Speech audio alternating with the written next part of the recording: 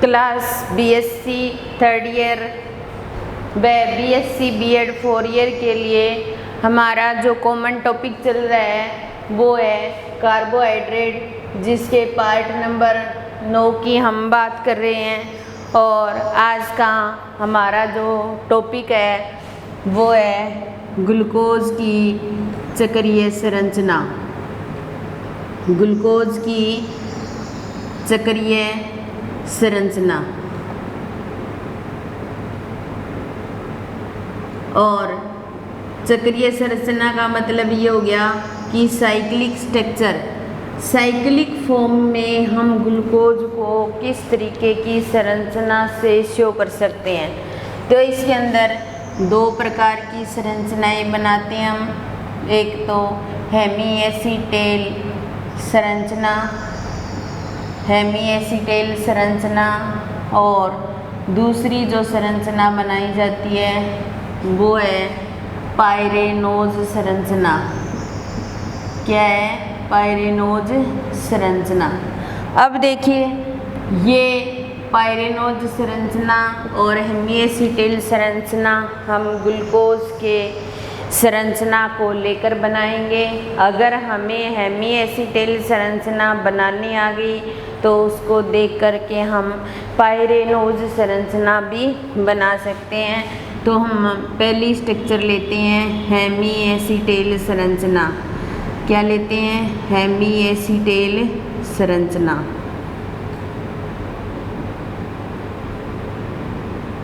Hemy acetal संरचना के अंदर सबसे पहले हम ग्लूकोज को लेते हैं।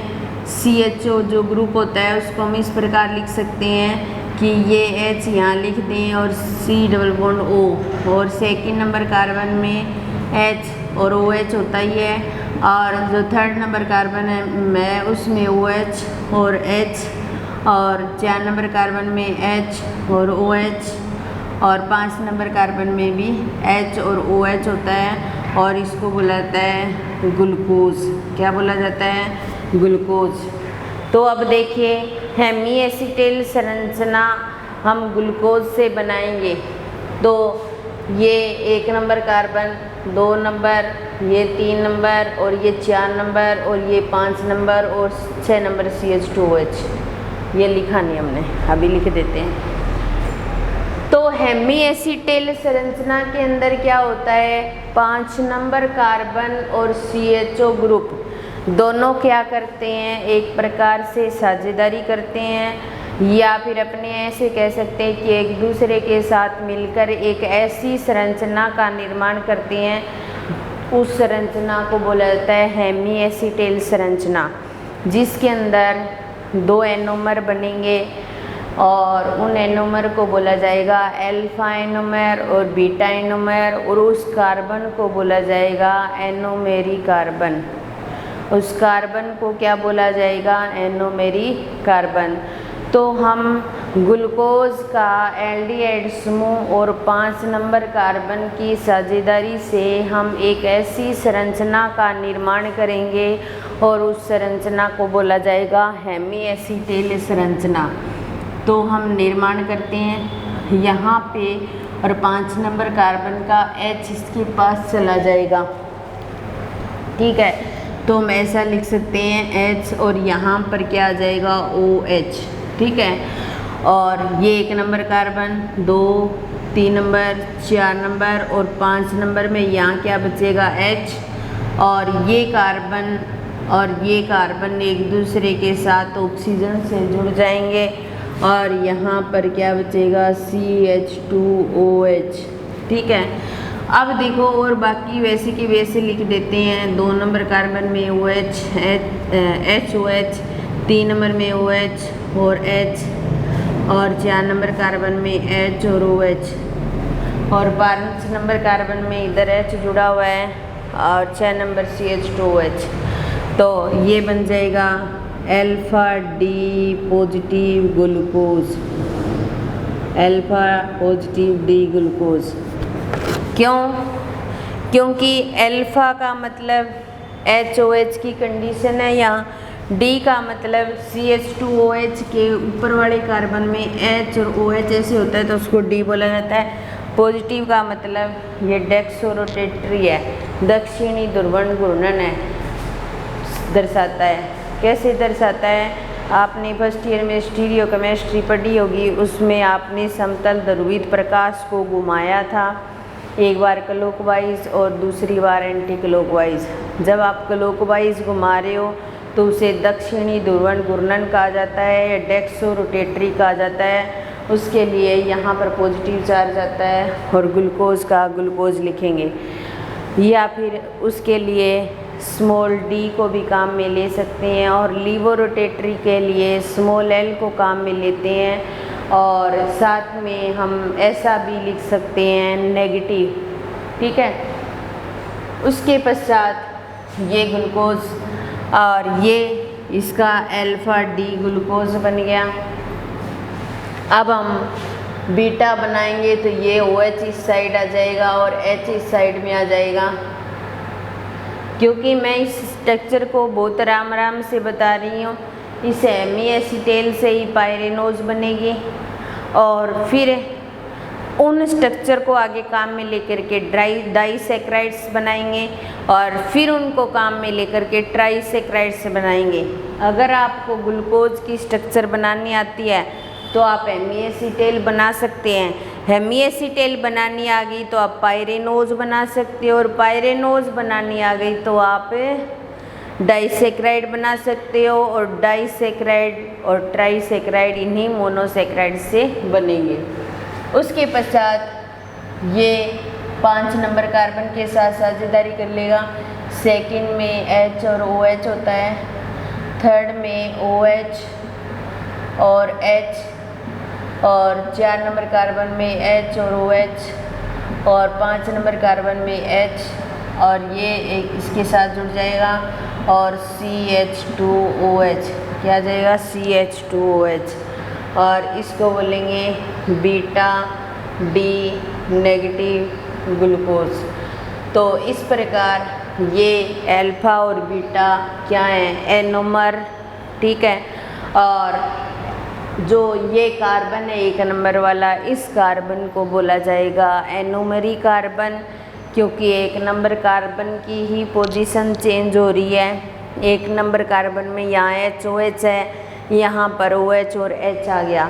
तो इस तरीके से हमने ग्लूकोज से अल्फा डी ग्लूकोज और बीटा डी ग्लूकोज यानी कि कौन सी संरचना का निर्माण कर लिया? हेमीएसिटेल संरचना का। और हेमीएसिटेल संरचना का मतलब ये हो गया कि ग्लूकोज का CHO ग्रुप और 5 नंबर कार्बन आपस में साझेदारी करके एक संरचना का निर्माण करते हैं और उस संरचना को बोला जाता है हेमीएसिटेल संरचना। तो हमने हेमीएसिटेल संरचना का निर्माण कर लिया। 2 नंबर संरचना आती है पायरेनोज संरचना। क्या होती है पायरेनोज संरचना? एक 6 सदस्यीय संरचना होती है। हम पायरेन को कैसे लिखते हैं? ऐसे लिखते हैं, ये पायरेन होता है, ठीक है। तो इसका मतलब 1 ऑक्सीजन, 1 नंबर कार्बन, 2 और 3 नंबर और 4 नंबर और 5 नंबर। तो ये रिंग जो होती है पायरेनोज की 6 सदस्यीय रिंग होती है, जिसके अंदर 1 ऑक्सीजन और 5 कार्बन प्रेजेंट होते हैं, इसलिए इसका नाम हो गया पायरेन। इसका नाम हो गया पायरेन। तो ये एक 6 सदस्यीय रिंग होती है जिसके अंदर 1 ऑक्सीजन और 5 कार्बन मिलकर के एक संरचना का निर्माण करती हैं। उस संरचना को बोला जाता है पायरेनोज संरचना। पायरेनोज संरचना को हम बनाएंगे, यहाँ ऑक्सीजन और ये इस तरीके से जुड़ा रहेगा। ये ऑक्सीजन, ये 1 नंबर कार्बन, ये 2 नंबर, 3 नंबर और 4 नंबर और 5 नंबर। अब देखिए 1 नंबर और 5 नंबर के बीच में ऑक्सीजन है, ये तो बीच में आ गई ना, ठीक है।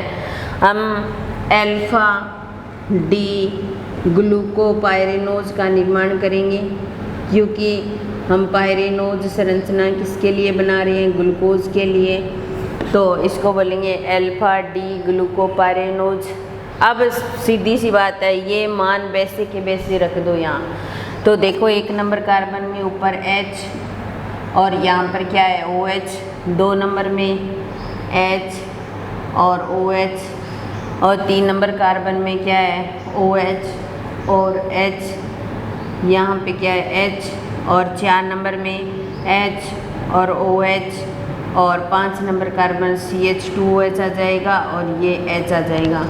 अब देखिए 5 हमने क्या किया, 6 सदस्यीय रिंग की फॉर्मेशन की पायरेनोज संरचना का निर्माण किया, जिसमें एक तो ऑक्सीजन प्रेजेंट होता है, हमारे पास 5 कार्बन होते हैं।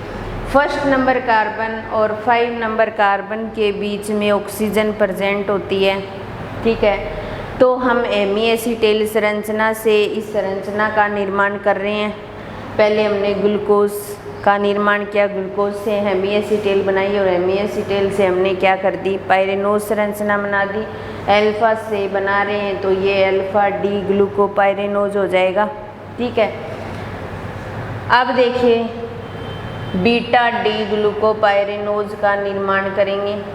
तो बीटा डी ग्लूकोपायरेनोज का निर्माण जब करते हैं तो यहाँ पर क्या लिखेंगे, बीटा डी ग्लूकोपायरेनोज।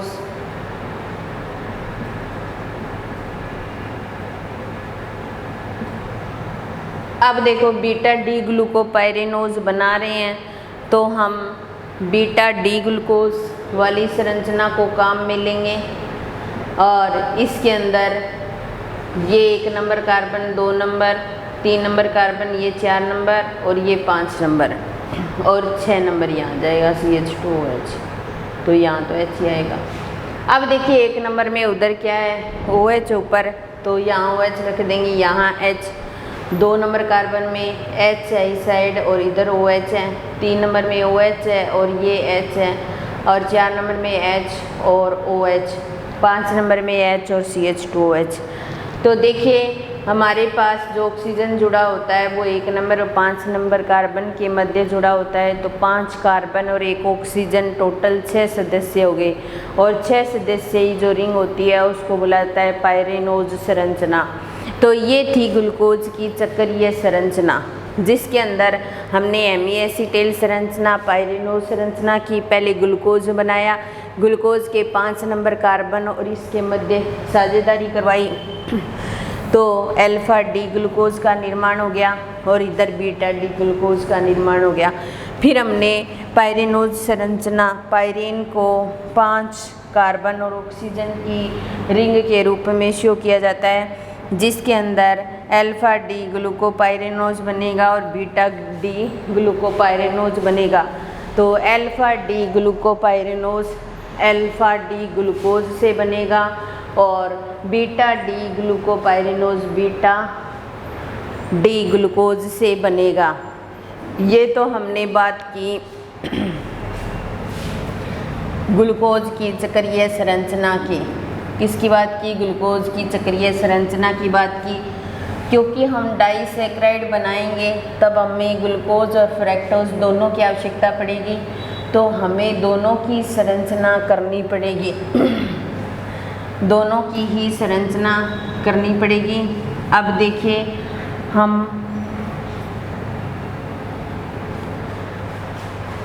फ्रक्टोज की चक्रीय संरचना की बात करें। नेक्स्ट टॉपिक फ्रक्टोज की चक्रीय संरचना।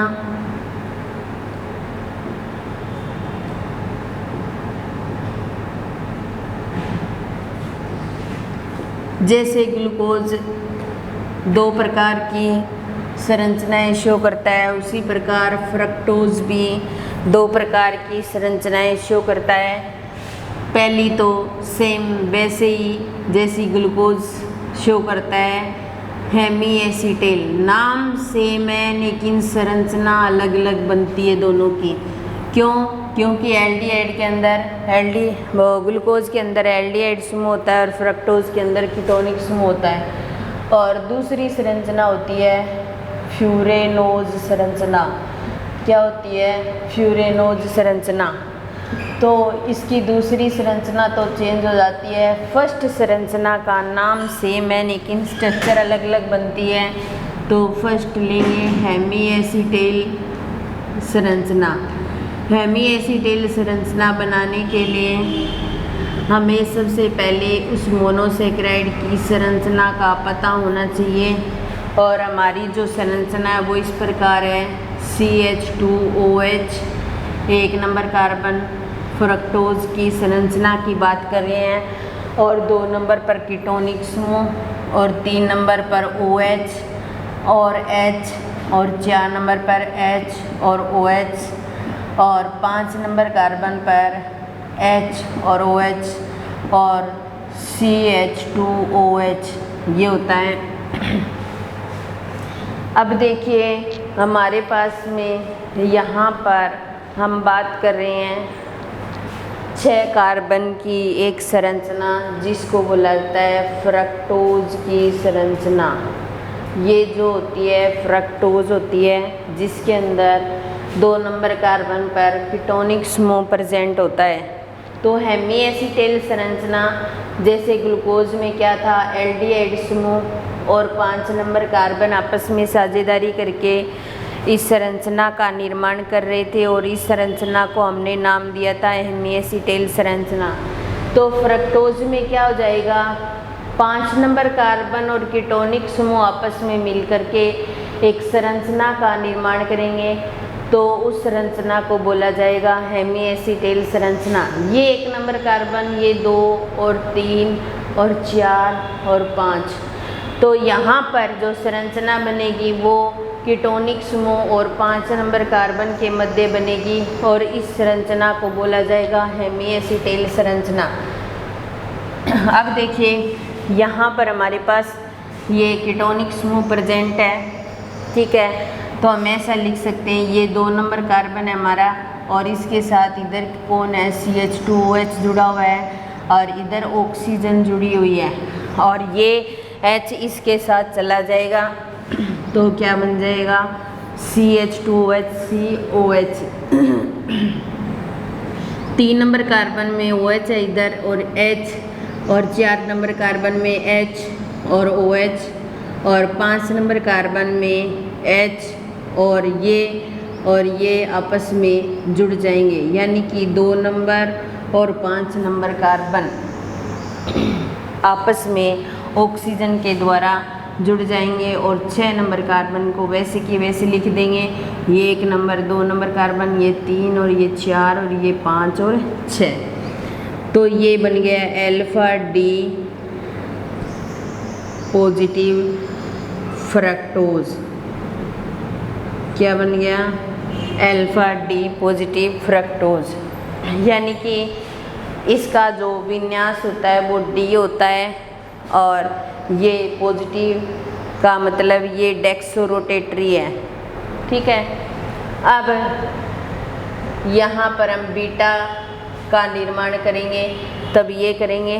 ये कार्बन नंबर 2 है, इसमें CH2OH उस साइड था तो यहाँ हम OH कर देंगे और CH2OH इस साइड में आ जाएगा। ये 1 नंबर कार्बन, 2 और 3 नंबर कार्बन में OH और H होता है ना, और 4 में H और OH और 5 नंबर कार्बन में H और ये 1 नंबर और 5 नंबर कार्बन आपस में ऑक्सीजन के द्वारा जुड़े रहते हैं और ये 6 नंबर कार्बन। तो 1 2 3 4 5 और 6 इसको बोलेंगे बीटा D पॉजिटिव फ्रक्टोज। इसका जो विन्यास होता है वो भी D होता है और ये भी डेक्सोरोटेटरी होता है, लेकिन ग्लूकोज का जो बीटा होता है वो लीवोरोटेटरी होता है। तो इस प्रकार हमने हेमीएसीटेल संरचना का निर्माण किया जिसके अंदर 2 नंबर कार्बन कीटोनिक समूह और 5 नंबर कार्बन की साझेदारी से संरचना का निर्माण हो गया। 2 एनोमर बन गए, एक अल्फा और एक बीटा, और कार्बन को क्या बोला जाएगा, एनोमेरी कार्बन। 2 नंबर जो संरचना होती है वो संरचना होती है फ्यूरेनोज संरचना। क्या होती है, फ्यूरेनोज संरचना।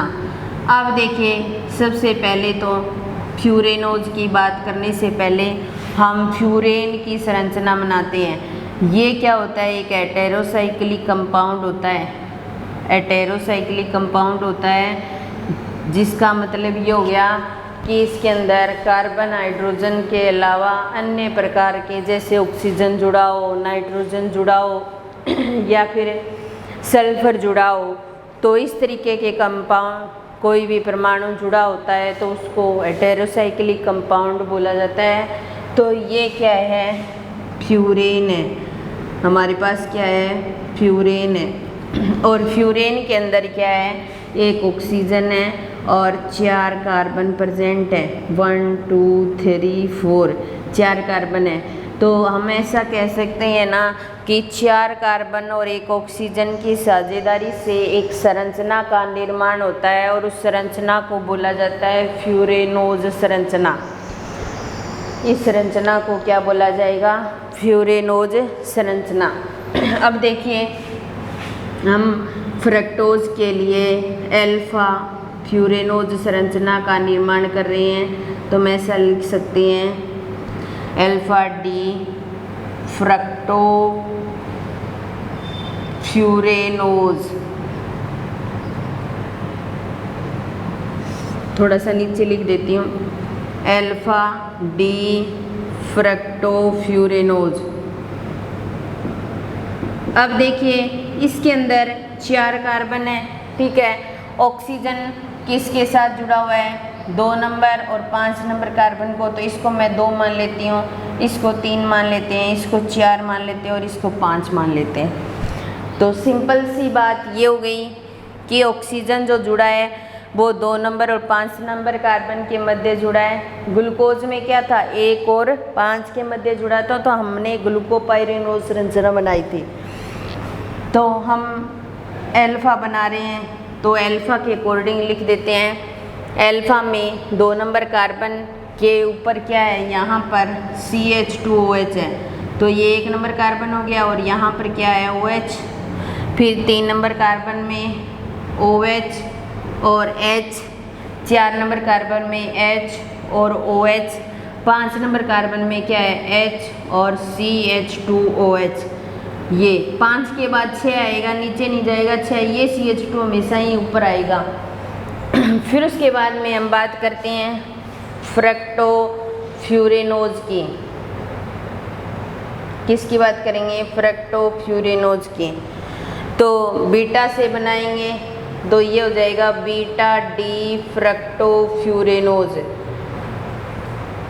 क्या हो जाएगा, बीटा डी फ्रक्टो फ्यूरेनोज। अब देखिए इसको लिखेंगे तो हम ऐसे लिखेंगे, ये 2 नंबर कार्बन, ये 3 नंबर और ये 4 नंबर और 5 नंबर। क्योंकि ऑक्सीजन जो है वो 2 नंबर और 5 नंबर कार्बन के मध्य साझेदारी से जुड़ी हुई है, तो 2 नंबर कार्बन पर यहाँ क्या है, ऊपर OH और यहाँ नीचे क्या है, CH2OH। 3 नंबर में ऊपर OH और H, 4 नंबर में H और OH, और ये हमेशा ऐसे ही लिखा जाएगा CH2OH। 5 के बाद में 6 आएगा, नीचे 6 नहीं आएगा। तो इस प्रकार हमने अल्फा डी फ्रक्टो फ्यूरेनोज और बीटा डी फ्रक्टो फ्यूरेनोज का निर्माण कर दिया। तो जो ग्लूकोज जो होता है वो चक्रीय संरचना में 2 प्रकार की संरचनाएं शो करता है, हेमीएसिटेल संरचना और पाइरेनोज संरचना। तो हमने हेमीएसिटेल संरचना बनाई, एल्डिहाइड समूह और 5 नंबर कार्बन के बीच में साझेदारी से जो संरचना का निर्माण होता है वो हेमीएसिटेल संरचना है। और हेमीएसिटेल संरचना से अल्फा और बीटा एनोमर बनाए हमने और एनोमरी कार्बन को भी डिसाइड किया। फिर पाइरेनोज संरचना को बनाया, ग्लूकोपाइरेनोज या अल्फा डी ग्लूकोपाइरेनोज और बीटा डी ग्लूकोपाइरेनोज का निर्माण किया। और फ्रक्टोज से हमने अल्फा डी फ्रक्टोफ्यूरेनोज और बीटा डी फ्रक्टोफ्यूरेनोज का निर्माण किया। फ्रक्टोज के अंदर हेमीएसिटेल संरचना 2 नंबर और 5 नंबर कार्बन के बीच में साझेदारी करती है और संरचना का निर्माण होता है अल्फा डी फ्रक्टोज और बीटा डी फ्रक्टोज। अल्फा से अल्फा डी फ्रक्टोफ्यूरेनोज बनाएंगे और बीटा से बीटा डी फ्रक्टोफ्यूरेनोज का निर्माण करेंगे। अब हमारे जो मोनोसेक्राइड्स हैं वो कंप्लीट हो चुके हैं, या मोनोसेक्राइड से संबंधित जितनी बातें थी वो सारी कंप्लीट हो गई। हमने संरचना की बात कर ली। अब हम डाइसेक्राइड्स की बात करेंगे। अगला जो टॉपिक है वो क्या है, डाइसेक्राइड। और डाइसेक्राइड होते हैं सुक्रोज, माल्टोज और लैक्टोज, तीन को पढ़ेंगे और तीनों ही किससे बनेंगे, ग्लूकोज, फ्रक्टोज, गैलेक्टोज से बनेंगे। तो इसके साथ हम एक मैनोज की संरचना भी ज्ञात करेंगे, वो ग्लूकोज और फ्रक्टोज से ज्ञात हो जाएंगे। लेकिन जहाँ डाइसेक्राइड बनाएंगे वहाँ पर जो संरचना काम में लेंगे वो ये संरचना लेंगे, फ्यूरेनोज संरचना को काम में लेंगे या पाइरेनोज संरचना को काम में लेंगे। अब मैं आपको जब डाइसेक्राइड्स करवाऊंगी तो सीधा ही फ्रक्टोफ्यूरेनोज या फ्रक्टोपाइरेनोज संरचना को, ग्लूकोपाइरेनोज और फ्रक्टोपाइरेनोज संरचना, जैसे ग्लूकोज से ग्लूकोपाइरेनोज बन गई, फ्रक्टोज से फ्रक्टोफ्यूरेनोज बन गई, इन संरचनाओं को काम में लेकर के डाइसेक्राइड्स का निर्माण करेंगे। तो आज की हम ये क्लास यही समाप्त करते हैं। धन्यवाद।